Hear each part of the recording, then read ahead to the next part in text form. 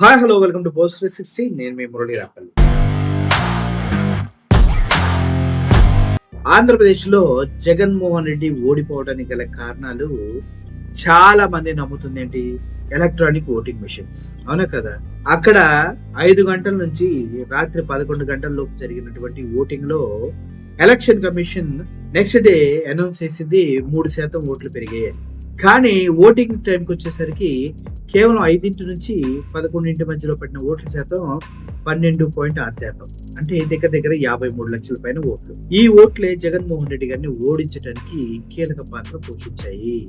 ఎవరైతే జగన్మోహన్ రెడ్డి గారితో ఉండి కూటమి ప్రభుత్వం చూపించిన తాయిలాలకి లోబడి కావాలనే చాలా మంది ఆ ఓట్లని వేరే పార్టీకి పడేలా చేశారు. కొంతమంది పక్కనే ఉండి రిగ్గింగ్ చేయించారు. రిగ్గింగ్ అంటే ఈ 5 నుంచి టకా టకా టకా ఎవరికి వచ్చినట్టు వాళ్ళు నొక్కున్నారు. గతంలో కేవలం 600 ఓట్లే ఒక ఈవీఎం మిషన్ లో వేయడానికి పర్మిషన్ ఉండేది.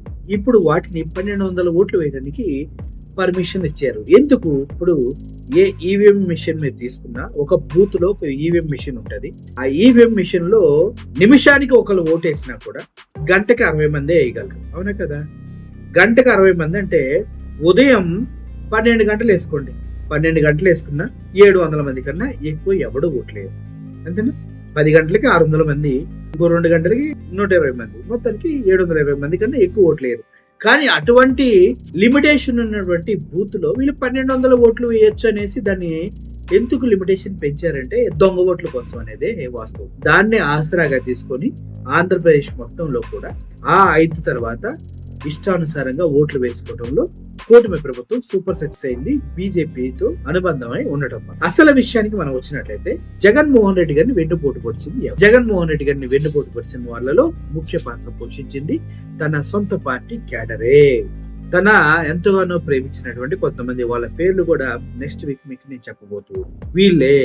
సో దగ్గర దగ్గర 89 స్థానాలలో వీళ్ళు జగన్మోహన్ రెడ్డి గారిని ఓడించడానికి సొంత పార్టీ వాళ్ళే తోడ్పడ్డారు. కూటమి ఇచ్చిన డబ్బులకి ఆశపడి అని చెప్తూ ఇదంతా ఎలా జరిగింది? కూటమి డబ్బులతో కొనేసింది, కూటమి ఎలక్షన్ కమిషన్ ని మేనేజ్ చేసింది.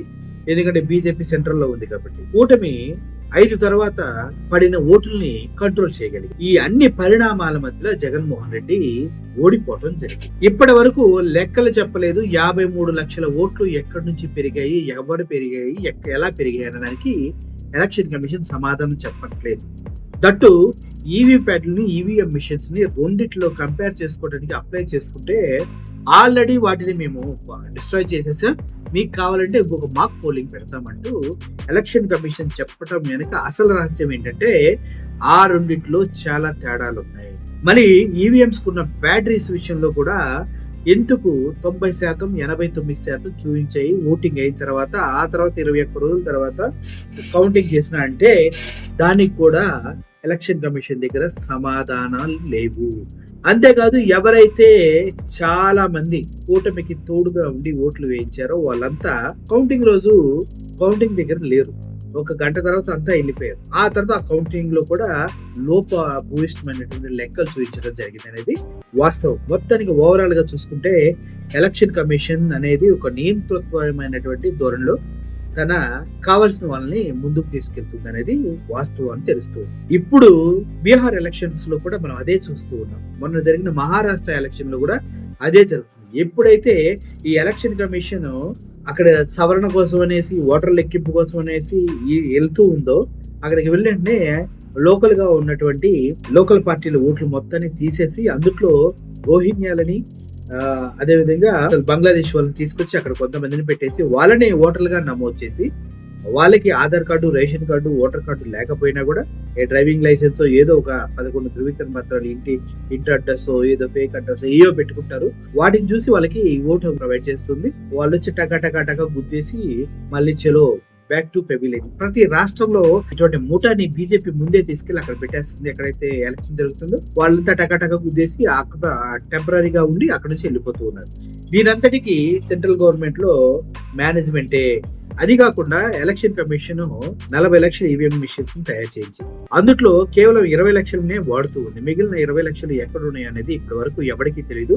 ఎలక్షన్ కమిషన్ తెలియదంట, గవర్నమెంట్ కి తెలియదు. ఈ ఈవీఎం మిషన్స్ తయారు చేసే కంపెనీస్ ఏవైతే ఉన్నాయో అవన్నీ బీజేపీ వల్ల హ్యాండ్ ఓవర్ లోనే ఉన్నాయి. బీజేపీ నాయకులే దాన్ని హస్తగతం చేసుకుని ఈవీఎం మిషన్స్ ని తయారు చేస్తున్నారు. ఇక్కడ చిప్ ట్యాంపరింగ్ కూడా జరుగుతున్నది అనేది వాస్తవంగా వస్తున్నటువంటి వార్త.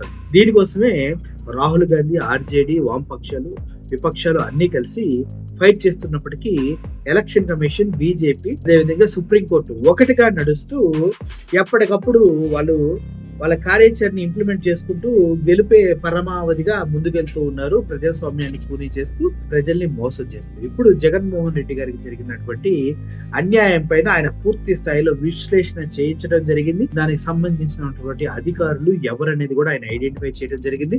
రాబోయే ఎలక్షన్స్ ఎలా ఉండబోతున్నాయి అనేది కూడా ఆయన క్లారిటీగా ఒక క్లియర్ పిక్చర్ ని ఆయన తెచ్చుకున్నారు. రాబోయే ఎలక్షన్స్ లో తన కోసం ప్రాణం సైతం లెక్క చేయని కార్యకర్తల్ని బరిలో దించి, ఇప్పుడు ఎవడైతే పక్క పార్టీ నుంచి పంచెలే కట్టుకొని వచ్చి మేము కూడా జగన్మోహన్ రెడ్డి గారు అభిమానులు అని చెప్పేసి పక్కన చేరి పక్కలో పల్లెంలా మరి అవకాశం వచ్చినప్పుడు వెన్నుపోటు పొడిచి డబ్బుల కోసం కొక్కుర్తిగా పెంట తినే బుద్ధితోటి పక్కన వాళ్ళకి సహాయం చేస్తున్నారు. అటువంటి వ్యక్తుల్ని 1,00,000 కిలోమీటర్ల దూరంలో పెట్టాలని చూస్తున్నాడు. ఇందులో ప్రశాంత్ కిషోర్ అనే ఒక పనికి మాలిన కూడా తీసుకురాకూడదని జగన్మోహన్ రెడ్డి ఫిక్స్ అయినట్టు తెలుస్తుంది. ఎందుకంటే జగన్మోహన్ రెడ్డి గారి ఓటు బ్యాంక్ 40% అనేది ఫిక్స్. దాన్ని అటు ఇటు జరపగలిగే శక్తి ఏ పార్టీకి లేదు. జగన్మోహన్ రెడ్డి అంటే ఎవరంటే విడిపోతే ఓడిపోతామని భయం పుట్టించిన మగాడంటూ బయట మాట్లాడుతుంటారు. ఎక్కడికి వెళ్ళిన జనాలు తండోపతండాలుగా పక్కన చేరి నీకు మేము ఉన్నామంటూ జగన్కి బలంగా మారినటువంటి ప్రజాశక్తిని అడగండి. జగన్మోహన్ రెడ్డి అంటే ఎవరో చెప్తారంటూ అందరూ అడుగుతూ ఉన్నారు. ముఖ్యమైన విషయం ఏంటంటే ఆయనకి తెలియకుండా జరిగిన ఒక తప్పుని ఆయన పూర్తి స్థాయిలో విశ్లేషించుకున్నారు. ఇప్పుడు జగన్మోహన్ రెడ్డి గారి మానసిక స్థితి ఎలా ఉందంటే 2024లో ఎలక్షన్ లో నేను ఓడిపోవటమే మంచిదైంది అన్న ఆలోచన జగన్మోహన్ రెడ్డి గారి మనసులోకి వచ్చేసిందంటే. ఎందుకంటే కూటమి దారుణంగా ఫెయిల్ అయిపోయి కనీసం సూపర్ 6 లో ఏ ఒక్కటి కూడా పూర్తి స్థాయిలో ఇంప్లిమెంటేషన్ చేయలేకపోతుంది. ఇది దారుణమైనటువంటి ఫెయిల్యూర్. ప్రజలు దీన్ని జీర్ణించుకోలేకపోతూ ఉన్నారు.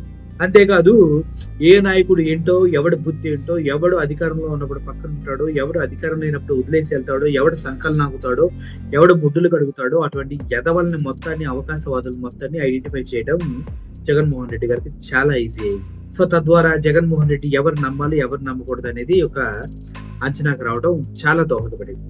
గుడ్డిగా మనోడు అన్న, తమ్ముడు, అన్న అన్న అని తిరిగే జగన్మోహన్ రెడ్డి ఇప్పుడు ఎవరిని అన్న అన్నా కూడా వాడిని పక్కన తీసి పక్కన పెట్టేస్తున్నాడంట.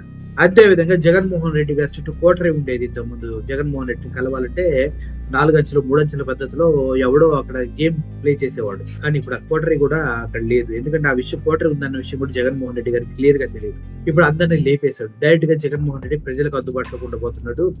రాజశేఖర్ రెడ్డి గారు మళ్ళీ ఇప్పుడు పాదయాత్ర స్టార్ట్ చేయబోతున్నారు జగన్మోహన్. ఆ పాదయాత్ర స్టార్ట్ చేస్తే ఎలా ఉంటుందో అందరికీ తెలుసు. మామూలుగా అక్కడక్కడ కలవడానికి వెళ్తేనే తట్టుకోలేకపోతున్నారు కూటమి వాళ్ళు. ఇప్పుడు పాదయాత్ర స్టార్ట్ చేస్తే మళ్ళీ ప్రపంచం సృష్టిస్తాం అనేది చాలా ఈజీ. అంతేకాదు జగన్మోహన్ రెడ్డి గారు ఈసారి ఎప్పుడు లేనట్టుగా సోషల్ మీడియాని కార్యకర్తలకు పెద్ద పెట్టేస్తా అని చెప్పాడు. వదిలిపెట్టను, కొంచెం నేను నెగ్లెక్ట్ చేస్తున్నాను, క్షమించండి అని కూడా అడగడం జరిగింది. అలా జగన్మోహన్ రెడ్డి ఎప్పుడు అడగలేదు, కానీ ఈసారి అడిగాడు. అంటే ఈసారి కార్యకర్తలకి ఎంత తోడుగా ఉండబోతున్నాడో ఒక అర్థం చేసుకోండి. సోషల్ మీడియాని ఇంత ముందు భారీ ఎత్తున నెగ్లెక్ట్ చేసినటువంటి జగన్మోహన్ రెడ్డి సోషల్ మీడియా ఇప్పుడు మనకి ఆయుధం. మీ చేతిలో ఉంది సెల్ ఫోన్ కాదు, అది గన్. దాన్ని మీరు వాడితే ఫ్యూచర్ లో జగన్ రావడం కంపల్సరీ అంటూ ఆయన చెప్పడం జరిగింది. ఈ విధంగా వాస్తవాన్ని ప్రజల దగ్గరికి చేరవేసే సోషల్ మీడియా కూడా జగన్మోహన్ రెడ్డి గారు అర్థం చేసుకోవడం జరిగింది. ఒక విధంగా చెప్పాలంటే 2024 ఎలక్షన్ లో కనుక ఆయన గెలిచుంటే ఇంకొంచెం కార్యకర్తలకి వీళ్ళందరికీ చాలా ప్రాబ్లం అయింది. ఇప్పుడు కార్యకర్తల పైన కేసులు పెట్టినా, పోలీస్ స్టేషన్ లో పెట్టి నిర్బంధించి శిక్షించిన, టార్చర్ చేసినా వాళ్ళు జగన్మోహన్ రెడ్డి గారిని విడవట్లేదు. అది ఆయన్ని ప్రతిసారి కలిసివేస్తుంది. ఎవరినైతే పక్కన చేర్చుకుని పదవులు ఇచ్చి వాళ్ళని పోషించాడో వాళ్ళంతా వెన్నుపోటు పొడిచి వెళ్ళటం. అందులో విజయసాయి రెడ్డి కావచ్చు, ఇంకా చాలా మంది, బాలినేని కావచ్చు, ఇలా చాలా మంది ఆయన్ని వెన్నుపోటు పొడగొట్టడంలో క్రియాశీలక పాత్ర పోషించారు. వీళ్ళందరినీ దూరం చేసుకోవటం, పదవి లేనప్పుడు ఒక్కొక్కటి ముఖ స్వభావం ఎలా ఉంటది, ఒక్కొక్కటి బిహేవియర్ ఎలా ఉంటది అని ఆయన తెలుసుకున్న తర్వాత 2024 ఎలక్షన్ లో ఓడిపోవడమే కరెక్ట్. ఎదవల్ని తెలుసుకున్నాను, ఎలా ఓడిపోయానో తెలుసుకున్నాను, ఇలా వాటికి ముందస్తుగా ఎలా చర్య తీసుకోవాలో తెలుసుకున్నాను. ప్రజలకి నేను అధికారంలో ఉంటే ఎలా ఉంటుందో వాళ్ళు రుచి చూశారు. వేరే వాడు వస్తే ఎలా వాళ్ళని మభ్య పెడతారో అన్నది కూడా ప్రజలకు తెలిసింది. తద్వారా జగన్మోహన్ రెడ్డి గారి క్రెడిబిలిటీ ఒక 1000 రెట్లు పెరిగింది. ఒక్కడే సింగిల్‌గా నవరత్నాలు ఇచ్చేసి, ఇంకా చాలా పథకాలు ఇచ్చి ఎన్ని డెవలప్‌మెంట్లు చేశారో అందరికీ తెలుసు. ఇప్పుడు బుక్కుకుంట, మూలుకుంటూ 2,00,000 కోట్లు అప్పు చేసి కూడా ఒక పైసా ప్రజలకు ఇవ్వలేనటువంటి ఈ కూటమి ప్రభుత్వం చేతకానితనం కూడా ప్రజలకు అర్థమైంది. రేషన్ కోసం ఇక్కట్లు అర్థమైంది. ఆరోగ్యశ్రీ లేపేయటం అర్థమైంది.